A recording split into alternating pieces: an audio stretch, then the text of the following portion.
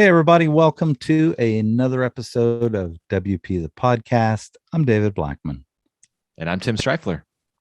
Today, in episode 756, we're going to talk about how to keep bots from contacting you. As technology improves and we continue to move on, we have these incredible things called cell phones, that we do everything. And it used to be when you had a cell phone number, you never got any spam calls because nobody knew your cell phone number. Well, in this day and age, I get quite a few spam calls on my cell phone. And I have spam protection through my provider and all of the stuff, but yet they still get through and they're annoying. And a lot of times they're nefarious and they're up to no good. They're trying to scam you and they're not really about even trying to sell you something, unless your car insurance has expired or your warranty and you need a new car warranty. They're trying to sell you something.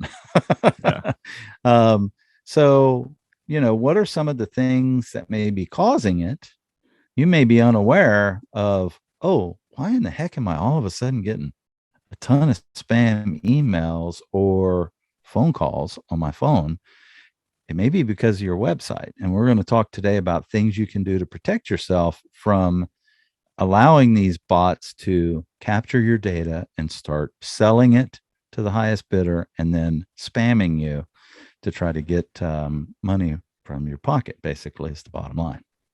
Yeah, definitely. So the first thing you're going to want to do, even before we get to the website, let's start with the domain.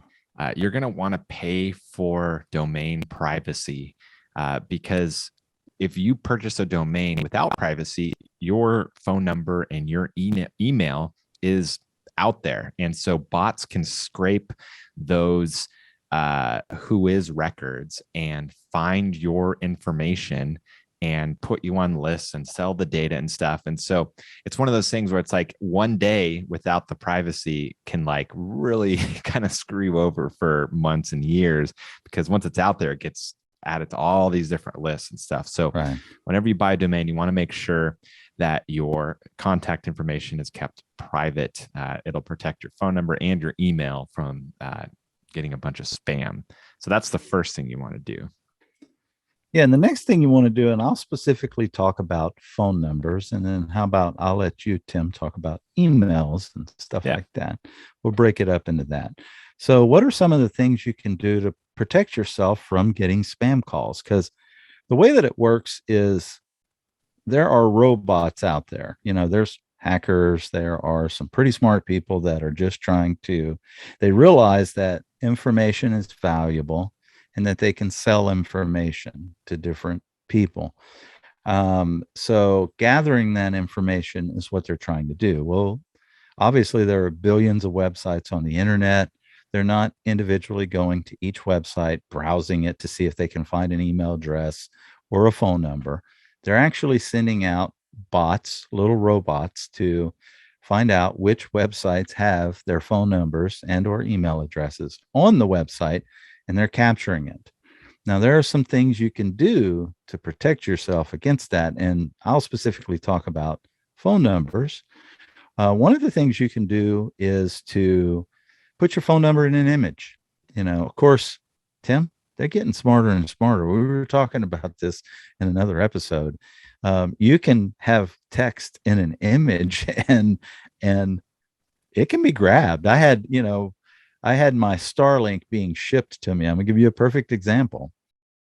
And I shipped it to my home address in Tennessee, and then I had my business partner forward me my Starlink up here. I'm currently in the Acadia National Park in Maine, and I was meeting a friend, and I asked them if they could, if I could ship my Starlink to their house, and they said no problem. So Corey took it to the post office.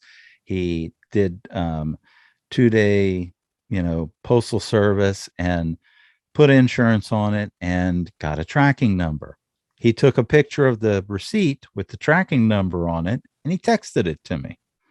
And when I opened up the picture to look at the tracking number, you would think that you've got to go into your browser and type it in.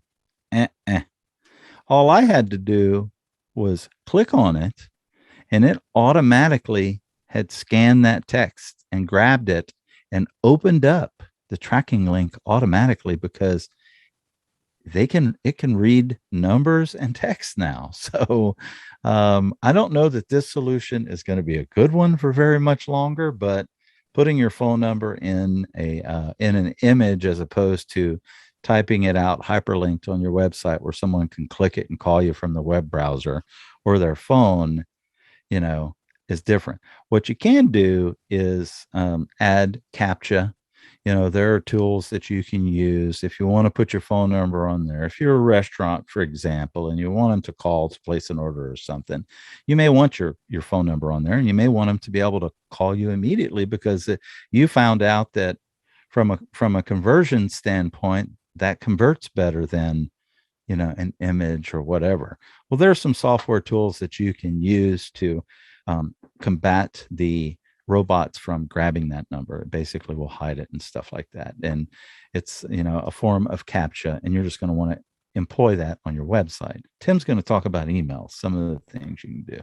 Yeah, I was going to say, in general, don't put an email on your website at all. Just use a contact form, and that will just immediately cut down on a ton of spam. But you don't just want a contact form. You want a contact form that has CAPTCHA, because otherwise your contact form will get spammed. So if you absolutely have to have an email on there, you can do the trick that David mentioned, putting it in an image, or there are ways to make it.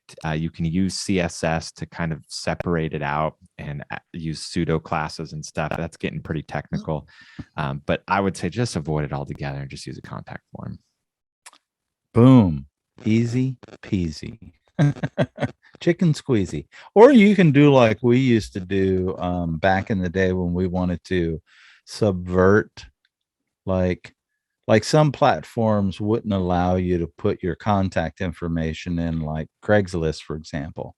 You wanted to list something to sell or to give away for free, and Craigslist wouldn't allow you to put your phone number or your email in the description of the product so that people could contact you to buy it. So you could type out your phone number, like 123, 4567, like literally Spelled type out it with out, letters. spelled out with letters as opposed to using the numbers, and you could do the same thing with email, which would be like whatever at, with the ampersand spelled out as at, and then where it's .com, you would type out .dot, com, and get around that stuff. So that doesn't look too terribly professional on your website though, but it is something that, is an option and stuff, and I think still works. I don't think bots picked that up yet and stuff. So people just have to be smart enough to figure out that it's a phone number or an email address. But like Tim said, just create a form, make it easy, get a form. You don't have to worry about all that stuff. All right, tomorrow we've got another great episode. Stop selling web design features to your clients and do this instead. Until tomorrow, we'll see you then. Take care. Bye-bye.